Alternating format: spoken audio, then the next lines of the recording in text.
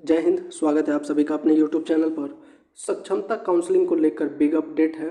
Slot जो नहीं दिख रहा है और काउंसलिंग तिथि में जो बदलाव है इस वीडियो में बात करेंगे। साथ ही किस किस को दोबारा काउंसलिंग का मौका दिया जाएगा। ओरिजिनल डॉक्यूमेंट नहीं है तो क्या करें, संदेहास्पद डॉक्यूमेंट और फर्जी डॉक्यूमेंट को लेकर क्या अपडेट है, डाउटफुल या पेंडिंग लिस्ट में रखा जा रहा है तो आगे क्या होगा, इन सभी विषयों पर बात करेंगे। साथ ही आपके जितने भी प्रश्न हैं जो आपने कमेंट बॉक्स में पूछे हैं उन सभी प्रश्नों का जवाब इस वीडियो में देने वाले हैं। और साथ ही डीपीओ के ऊपर जो मानहानि केस का कहा जा रहा है कि मानहानि केस किया जाएगा शिक्षकों द्वारा डीपीओ के ऊपर, इस पर भी बात करने वाले हैं। तो वीडियो को पूरा देखिएगा। साथ ही पहली बार अगर चैनल पर आए हैं तो जल्दी से चैनल को सब्सक्राइब कर दीजिए। तो चलिए वीडियो को शुरू करते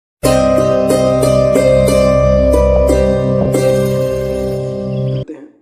सबसे पहले जो ये स्लॉट बुकिंग, आपको पता होगा कि स्लॉट जो है आप यहाँ से चेक कर सकते हैं। ऑफिशियल वेबसाइट पे जाने के बाद यहाँ पे आपको अपना इंटर एप्लीकेशन नंबर डालना है।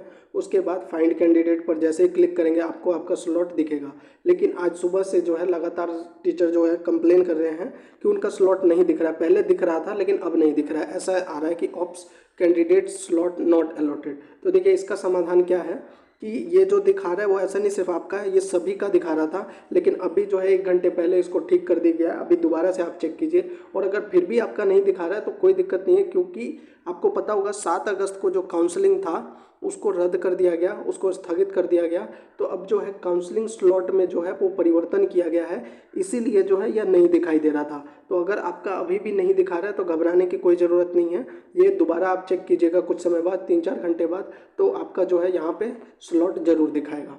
तो ये थी अपडेट। आपका जो स्लॉट नहीं दिख रहा था और लगातार जो कमेंट में पूछ रहे थे कि काउंसलिंग में का स्लॉट क्यों नहीं आ रहा, तो वो दिखेगा। 3-4 घंटे वेट कर लीजिए, उसके बाद आपका भी दिखेगा। क्योंकि हो सकता है काउंसलिंग तिथि में जो बदलाव हुआ है और जो टाइमिंग में थोड़ा बहुत जो चेंज हो रहा है इसकी वजह से ये समस्या देखने को मिल रही है।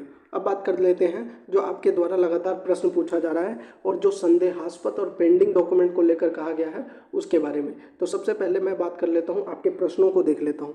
मैं जनरल कैटेगरी से सिलेक्ट हुई थी लेकिन सक्षमता में ईडब्ल्यूएस लगा दी थी और अब जनरल में रहना चाहती हूँ। 96 है तो नंबर 96 है तो काउंसलिंग में सुधार हो जाएगा। ये मैडम का प्रश्न है कि पहले ही इनका ईडब्ल्यूएस था, उसके बाद अभी उनको जनरल में रहना चाहते हैं तो क्या करना है। ठीक है, इस प्रश्न का जवाब देंगे। उसके बाद मेरा मैट्रिक तथा इंटर्स में बबीता कुमारी है और नियोजन लेटर में बबीता देवी है। मैं बबीता देवी के नाम से नौकरी करती, कोई दिक्कत तो नहीं होगा। तो यहाँ पे नेम में दिक्कत है। सर मैट्रिक इंटर में आशा कुमारी है, नियोजन पत्र में आधार कार्ड ट्रेनिंग सर्टिफिकेट, यहाँ पे आशा देवी है। तो ये भी नेम में दिक्कत है। ये 2 प्रश्न नेम वाले हो गए। 19 को रक्षाबंधन की छुट्टी है, उस दिन काउंसलिंग नहीं होगा। अच्छा, तो ये नया काउंसलिंग के बारे में पूछा जा रहा है। तो यही हम कह रहे हैं कि काउंसलिंग के डेट में जो है कुछ परिवर्तन हो रहा है, इसीलिए जो है क्योंकि छुट्टियाँ 6 दिन की छुट्टी बढ़ाई गई है, रक्षाबंधन की भी छुट्टी है तो काउंसलिंग उस दिन नहीं होगा।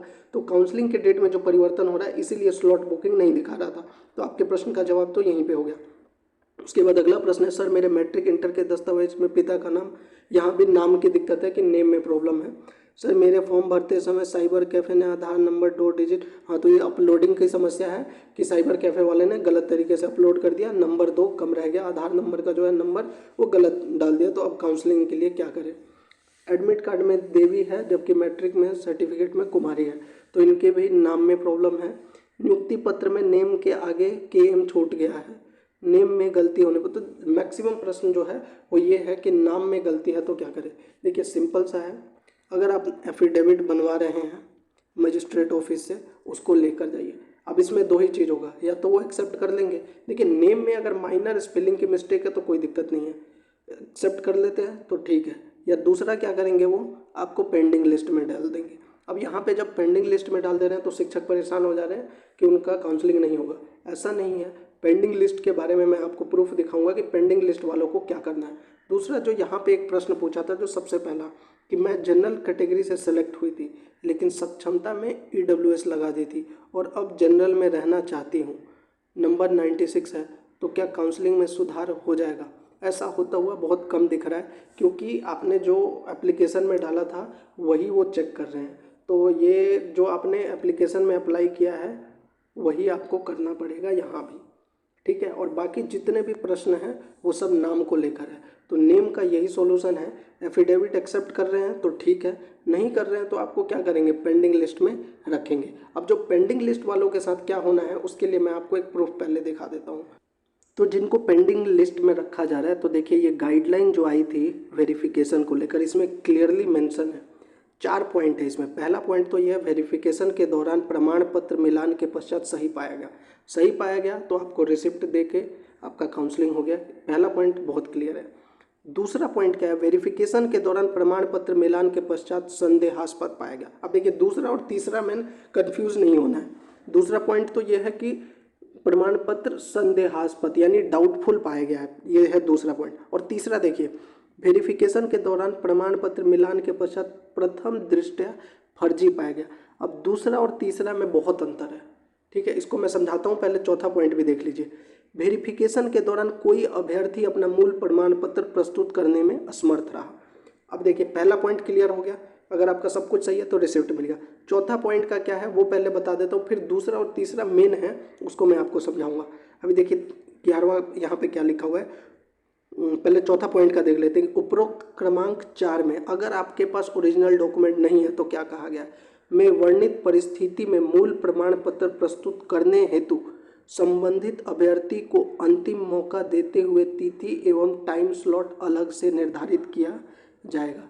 तो ये मैंने जो बताया था कि अगर आपके पास मूल प्रमाण पत्र नहीं है तो आपको एक और मौका ज़रूर मिलेगा, उसमें आपको मूल प्रमाण पत्र जमा करना होगा।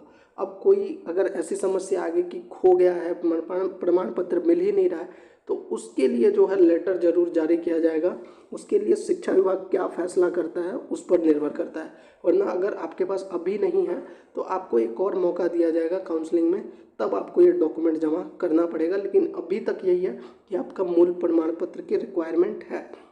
12वां पॉइंट है, अगर किसी अभ्यर्थी का प्रमाण पत्र संदेहास्पद फर्जी पाया जाता है तो उसके लिए विभाग द्वारा कार्रवाई हेतु अलग से दिशा निर्देश जारी किया जाएगा। वेरिफिकेशन स्थल पर अभ्यर्थियों के वेरिफिकेशन के प्रत्येक चरण का वीडियोग्राफी कराया जाएगा। अब बात करते हैं दूसरा और तीसरा। दूसरा पॉइंट है संदेहास्पद। संदेहास्पद मतलब डाउटफुल। और तीसरा है फर्जी यानी कि गलत डॉक्यूमेंट। अगर आपका संदेहास्पद है मतलब जैसे कि कुछ शिक्षकों को पेंडिंग में रखा गया है, स्पेलिंग में मिस्टेक है या फिर अपलोडिंग में दिक्कत है, तो ये क्या हो गया, संदेहास्पद हो गया। वहीं फर्जी क्या है, जहाँ गलत तरीके से डॉक्यूमेंट लगाया गया है, जैसे कि किसी ने जो है ये जाति प्रमाण पत्र गलत लगा दिया या बीएड का जो है वो गलत लगा दिया, तो फर्जी। और अगर दूसरा पॉइंट है आपका कि मतलब संदेहास्पद कोई मतलब मिस्टेक हो गया अपलोड करते समय या नाम में, तो वो करेक्ट हो जाएगा। यहाँ देखिए ये जो लिखा हुआ है यहाँ पे, उपरोक्त क्रमांक 1 से 2 3 के अनुसार पाए जाने वाले प्रमाण पत्र को तिथिवार स्लॉटवार सील बंद करके बक्से में रखा है। एक तो सही है और तीसरा अगर फर्जी पाया जाता है तब दिक्कत है, ठीक है, दिक्कत है। जो तीसरा पॉइंट है फर्जी है तब तो आप मतलब कि आपके ऊपर कार्रवाई होगी।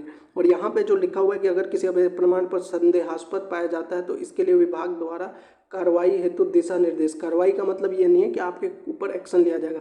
आपसे पूछा जाएगा कि जैसे कि अपलोड करते समय कोई दिक्कत हुआ है तो उसके लिए लेटर जारी होगा और आप अपनी चीज़ को बता सकते हैं कि अपलोडिंग में दिक्कत है लेकिन मेरे पास ओरिजिनल सर्टिफिकेट है।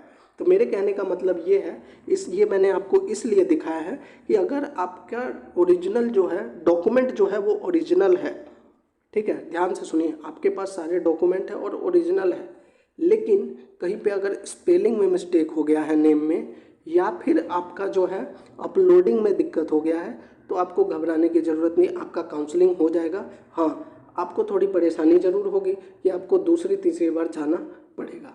तो कहने का मतलब यही है, ओरिजिनल है तो बिल्कुल कोई टेंशन नहीं है, आपका काउंसलिंग आज नहीं तो 1 हफ्ते बाद या 1 महीने बाद हो जाएगा। अब बात करते हैं, अब कुछ शिक्षकों का सब कुछ डॉक्यूमेंट होते हुए भी परेशान जो किया जा रहा है, इसको लेकर जो मैं कह रहा था कि डीपीओ के ऊपर मानहानि के केस की बात कही जा रही है। सक्षमता परीक्षा पास करने वाले शिक्षक मानहानि का केस करेंगे। शिक्षकों के डॉक्यूमेंट पर कमेंट कर रहे हैं डीपीओ, ये मधुबनी की घटना है। सक्षमता परीक्षा पास शिक्षकों ने प्रमाण पत्र पर सवाल उठाए जाने के खिलाफ कोर्ट में मानहानि का केस करने का निर्णय लिया है। जांच के दौरान विभागीय गाइडलाइन व प्रावधान के इतर जांच करने वाले डीपीओ शिक्षकों के डॉक्यूमेंट्स पर अपने मन से कमेंट कर रहे हैं। जैसे एक कंप्लेन आई थी कि मधुबनी की कि कुछ डीपीओ जो है अलग से डॉक्यूमेंट्स जांच कर रहे हैं, शिक्षकों को परेशान कर रहे हैं, तो उसको लेकर यहाँ पे शिक्षकों की तरफ से मानहानि की बात कही गई है। तो कुछ जगह पर हैं जहाँ पे डीपीओ जानबूझ के शिक्षकों को परेशान कर रहे हैं, तो इसके लिए भी विभाग भी एक्शन ले रहा है और इस पर मानहानि का भी बात कहा जा रहा है। तो ये थे आपके सभी प्रश्नों का जवाब। एक बार फिर से मैं बता देता हूँ, आपको बिल्कुल परेशान होने की ज़रूरत नहीं है। अगर आपके पास डॉक्यूमेंट ओरिजिनल है, माइनर मिस्टेक्स हैं नेम वगैरह या अपलोडिंग में, तो इसको जो है ठीक कर दिया जाएगा। आपका जब दोबारा काउंसलिंग होगा या तो फिर एडिट करने का ऑप्शन दिया जाएगा कि अपलोडिंग में कोई दिक्कत है तो आप इसको जो है ठीक कर लीजिए, और अगर नेम स्पेलिंग में दिक्कत है तो उसको भी ठीक करने का कुछ ना कुछ अवसर दिया जाएगा, और साथ ही काउंसलिंग भी आपका हो जाएगा। यहाँ पे दिक्कत सिर्फ उनको होगी जिनके डॉक्यूमेंट्स जो हैं वो फर्जी है। तो ये थी पूरी खबर। अगर अभी भी आपके मन में कोई प्रश्न है कमेंट बॉक्स में पूछिएगा। जय हिंद।